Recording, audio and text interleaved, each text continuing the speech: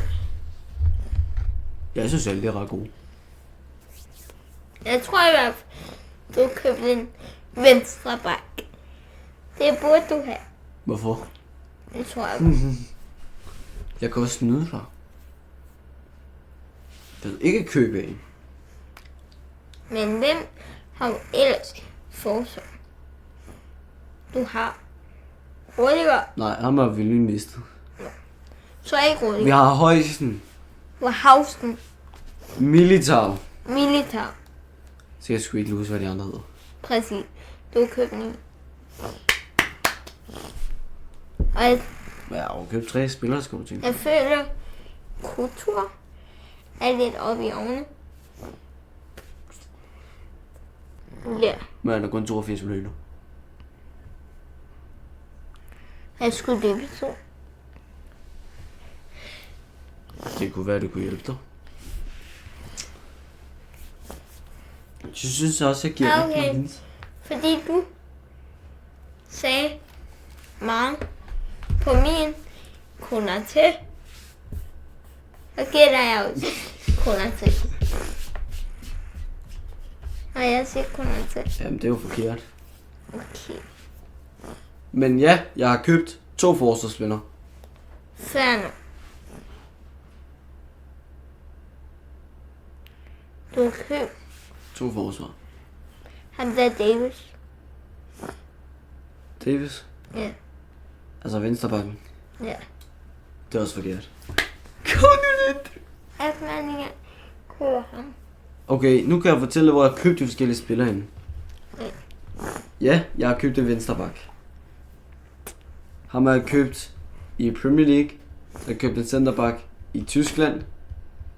Og så har jeg købt en... Han er normalt højre midt, men jeg har købt ham på venstre midt. Fra Premier League også. Så har jeg ramt den igen 9 år. Teknisk set, det er alle spillere, hvor jeg... Og jeg er virkelig kigget. Go. Ja. Siden det var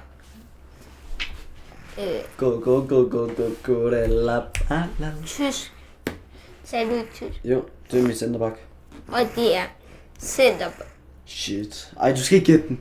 Du mener det ikke. Nej, jeg gider ikke. Nu tænker jeg bare højt. Nej, jeg kigger Slotterby. Jeg kigger ikke på dig. Jeg tænker Slotterby. Men kunne også høre Police. Men jeg tror faktisk mest på Slotterby. Hvad er det endelig ude? Slotterby. Fuck dig, din kedelige ass. Var det rigtigt? Okay, jeg hader dig lige nu. Var det rigtigt? Det bliver sgu et dyr fornøjelse. Jeg rammer den lige. Hvorfor? Hvor fanden kender du mig ikke? Jeg kender det alt for godt. Det er da så meget kendt mange hendes. Ellers Folkens. med Mandy. Han er druknet. Fordi Den får ryg på. Folkens. har I allerede spillet en kamp. Nej, Okay. det er for sidste sæson. Det gør ondt. Oh. Hvad var der? Er det kommer? Nej, det håber jeg da ikke, der. For han så ret grim ud på billedet, så. Ja. Hey, nu er det mig! Men til Champions League. Wow. Hvad griner du af? Hvad ligger lige? Alle sammen, vi er tilbage efter en sæson til... Jeg vandt det med stor basse. Supercup. Let's go! Jeg vinder igen over Barca. Der er jo muligheden her. Så har vi skiftet fra 6 til 7 point, man. Kom nu lidt. Det kan vi. Kommer de i Spanien? Det gik ikke til vores Supercup. Ja, tak. Ja, tak. Så gik jeg fra 7 til 8. Så er vi 9. 6, 7. Og Champions League gik til Arsenal. Det var skidt, Nina. Skuffende resultat. Jeg købte nogle Mendes for Arsenal. Fra Arsenal. Jep, og det var noget. Vi springer lige ind til sidste sæson. Hvad med din Supercup? Den har vi kigget på. Ja. Og jeg har også set, at Mbappé vandt den igen. Ja. Med mål. Golden Boot, så får man også kun et point. Det er fint. Nu har vi simuleret hele sæsonen. Og det ser ud til, at vi har vores første point. Det første 3 point. Real? Med kun 3 tabte. Det er sygt. Hvad laver Real Madrid? Ej. Real på 5. Okay, Supercup. Supercup. Nå, hvordan kan de vinde? Det er altid... Ej, du ved godt, Real Madrid skal ikke med til Supercup. Hvad? Real Madrid er ikke med til Supercup næste år. Oh my god. Det bliver nummer 5 jo. Så de er ikke med. Ja, okay. De røg ud til Real Madrid igen. Ja, okay. Supercup, der var I ikke med i. Champions League! Holy crap, Real Madrid vandt. Men så er de med til Champions League næste år. Ja. Ja, du røg ud. Det røg ud til Real Madrid. Ja, vi vandt altså 1-0 på deres hjemmebane med en hotelkæreste. Så de snød faktisk 7 år. På faktisk ikke engang vinde. Men første, hvor mange point? Og 3 point. Ja, du fik 3 point for ligaen jo. Ja. Desværre.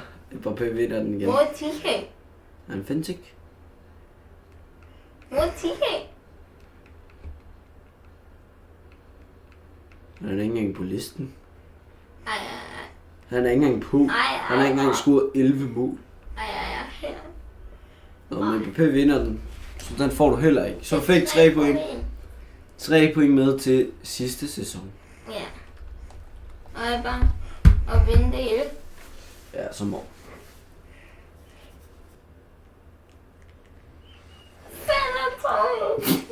Nej. Ej, skal du opføre en ny angriber igen? Nej. Igen?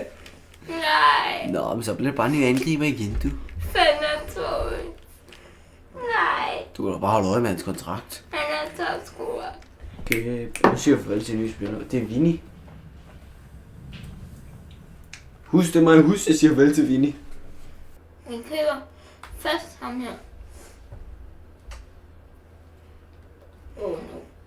Nu kan jeg ikke huske, hvad der stod. Og første spiller altså i klubben. Tænker han kunne være okay for klubben.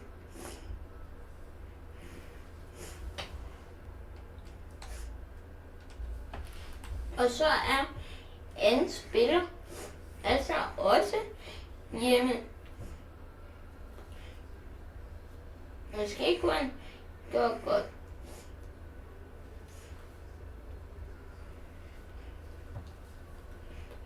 Og vi bliver nødt til at sige farvel til en spiller, for at kunne købe ham her også.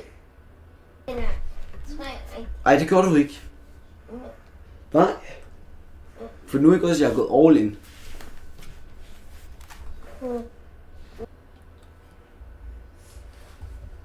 Og så er tredje spiller altså også hjemme.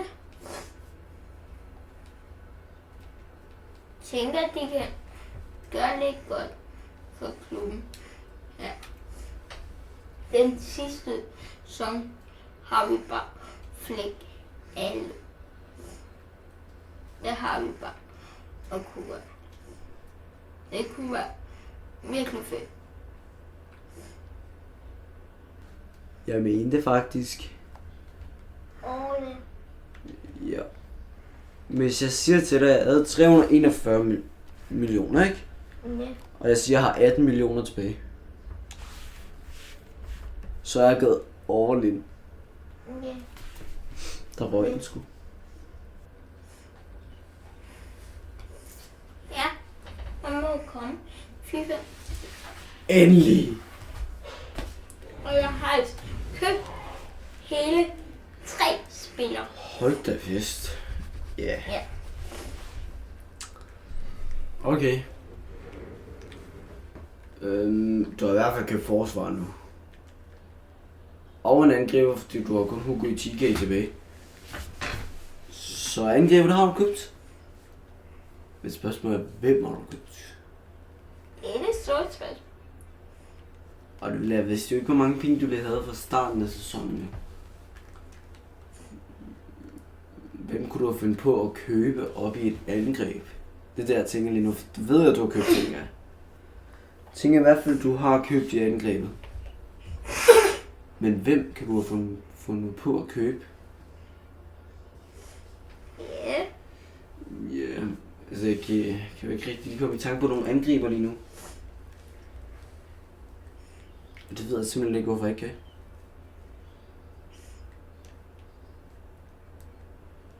Jeg har ingen idé om, hvilken angriber det kan være.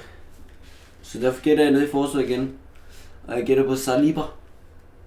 Det er altså ikke rigtigt. Nå. Jeg kan bare se. Jeg tror også, du har købt Bradley. Det er altså heller ikke rigtigt. Men altså. Okay. Men 3 spillere. Ja. 2 fra Liverpool. Nej. Jo. 1 fra Liverpool. Nej. 1 fra Bayern. What? Og 1 fra Arsenal. Okay, men jeg afgår lidt gæt jo. Ja. Okay, lige nu der tænker jeg bare lidt højt. Jeg tænker, du kan godt bruge en angriber. Men jeg tror ikke, du har valgt 100% ANG som Hugo i 10k. Så Bayern München kunne godt være Ulise. Men Liverpool, så er det angriber altså? 3 spillere i hvert fald. Ja, okay. Så sagde jeg bare 3 spillere, skulle jeg sige. Okay, og Liverpool, der siger du jo det angreb. Men igen, jeg tror ikke, det er 100% ANG. Men jeg tror godt, du kan bruge som ANG. Så derfor tænker jeg på Cody Gakpo der. Og hvad var det sidste klub egentlig? Arsenal. Og Arsenal. Der har jeg også et bud. Og igen, stadig ikke en ANG. Men der kunne jeg godt tænke på Martinelli eller Saka. Jeg går faktisk med Martinelli.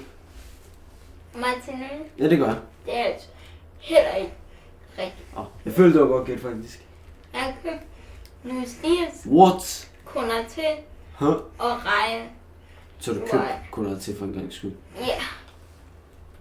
Wow. Og så mig der ikke siger kun noget til mere. Altså jeg sagde kun noget til de andre gange. Ja. Wow, det er virkelig godt. Så Raya, det føler jeg faktisk et sindssygt køb faktisk. Ja. Kunne til også rigtig godt at købe Luis Diaz. Det kunne du godt have undværet, men ja. Selvfølgelig. Ja. Raya kunne til, synes jeg, er godt kunne købe faktisk. Ja. Når man bare kommer igennem sæsonen. Og håbe, at det er hjulpet. Alt det er jeg. Det tænker jeg. Du har 3 millioner. Ja. Det Hvad har du lavet? ikke mange. Kom så, go vibe. Go vibe. Du må ikke gætte. Okay. Alt på mig. Det er mig egentlig. Jebba. Okay. Ja. Dit hold. Ja. Ser sådan ud. Ja, det gør det. Det ser sådan der ud positionen, ja. Og du sagde væk. Sagde farvel til Vinnie Beckett. Jeg er stadig Og du. Og han er angreb. Han spillede hvert vores angreb. Han købte vores angreb igennem. Og der tror jeg, du har købt Ja, den. der er jeg ikke. Jeg tror, Jeg har stadig der Gylla. ham kan jo ikke. Hvorfor ikke? Han er 86 rated. Ja, nu tror jeg, du har købt mig. Det var svært at købe 4 forsøg. Så tog jeg jo din slotterbe fra dig. Ja. Og du har vel også købt centerbar. Det har jeg faktisk ikke. Og din, Jeg kan lige så godt købe 4 angreb. Men jeg må kun købe 3. 3 angreb. og din moment er kultur. Tæppe kultur. Den er kold. Og måske også ham. Men mest sikkert på forsvar. At du har købt. Mhm. Så er det bare hvem? Jeg har ikke købt Slotterbæk. Nej. Det kan jeg heller ikke. Eller kokolære. Nej, det er ikke. Men du kunne godt købe Saliba. Nej, det kunne jeg ikke. Så jeg siger sådan på. Jamen, det er forkert. Han gælder mig aldrig, folkens. Angreb. Du kunne også sætte Jessica. Det kunne jo, men jeg har ham jo allerede. Ja, præcis. Men så mangler jeg der højre ben. Eller hvad sådan der. Det hedder venstre. Ja. Så er det vildt. Nej. Let's go! Skal jeg lede tro? Shit. Ja. Jeg skal lige tænke på at godt lave, tror jeg. A few moments later. Okay. Er du klar? Jeg har købt 2 spillere fra Liverpool og 1 fra Manchester City. Sini. Ja, hvad det var. Jeg føler lige nu, at du bare tænker forsvar egentlig. City forsvar. Hvem har City i forsvar? Det er Ruben Dias. Og så kan jeg faktisk ikke nogen flere. Føler han er gammel. Jeg har også kun gamle spillere. Ja. Det har du så ikke. Semenyo. Kessa. Schwab. Slående Corona. var også gammel, han var 26. Det er ikke gammel. God, jeg var gammel, han var også 26, da jeg købte ham. Det er ikke engang gammel.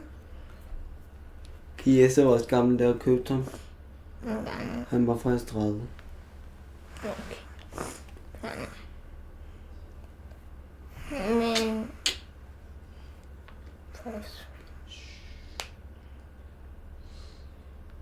Du har et gæt tilbage. Du gætter det aldrig. De her spiller du aldrig nogensinde gæt på. Men du kender dem godt. Du har aldrig gæt på. Du har aldrig.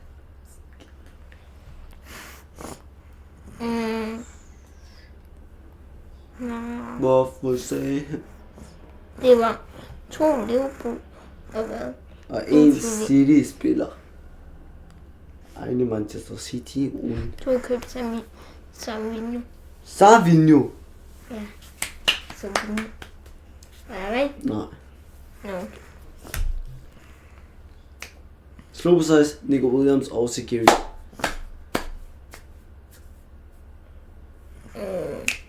Slå på sig. Williams. Shakiri. Og William i Liverpool. Ja. Yeah. Okay. Så jeg kører med Lunin på mål, ja. Ja. Til min. Chiesa er der. Nå, han er 29 pisse også.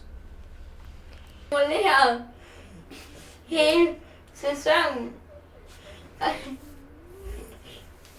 Nej, det var ikke godt der. Jeg skulle bare vinde.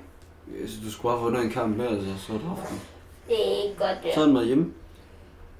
Det er ikke godt. Du er ringe, du er. Nej, Hvordan kan du taber finalen. du var faktisk mod Rem, tror Ja. med de der US-græs.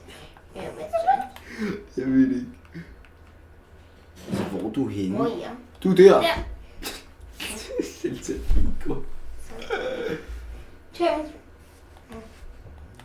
Altså, du kan bare sige, hvis ikke du gad at vinde, altså. Jeg giver en chance. Det er jo min kanal. Mig, der har inviteret dig. Du bliver nummer 26 igen. Selv de der Ligia Vassan Narnia. Okay. Ja. Over mig. Ja. Så kan du komme ind på topscore nu. Ej, hvor pinligt. Hvor er dine spillere? Så var det. Nå, der er en familie. Sådan og et t-shirt. Wow. Wow. Okay. Altså, må jeg skuffe dig og sige, at du kun fik 3 point? Er det som en bund? Et bund er et bund.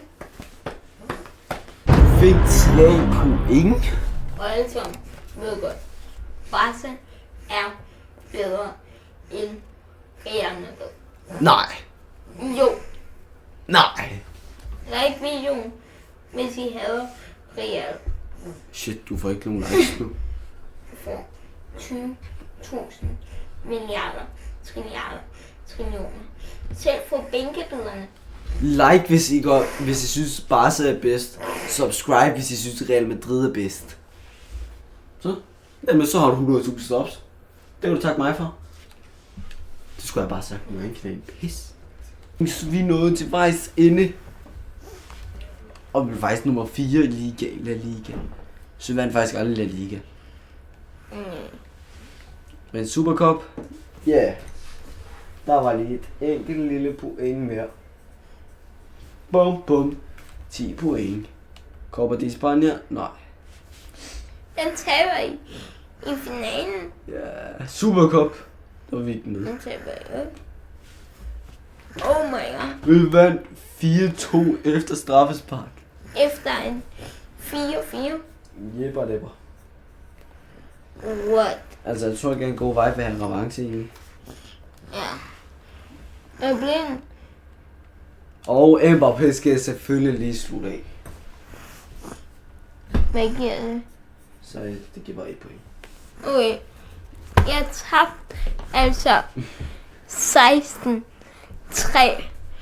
Jeg blev smadret. Totalt ødelagt. Francolino på faktisk nummer 3. Francolino. Nå, for da. Men Dankeschön. I, Für Ihres Creme der Video. I må skrive i kommentaren, hvis I vil se en revanche fra min side af med FIFA-kongen igen, og måske med andre hold. Det må I bestemme. United og City. Ja, Og tænk på, at jeg bruger Måske. 527 millioner på denne sæson. ja. Det er også quiz.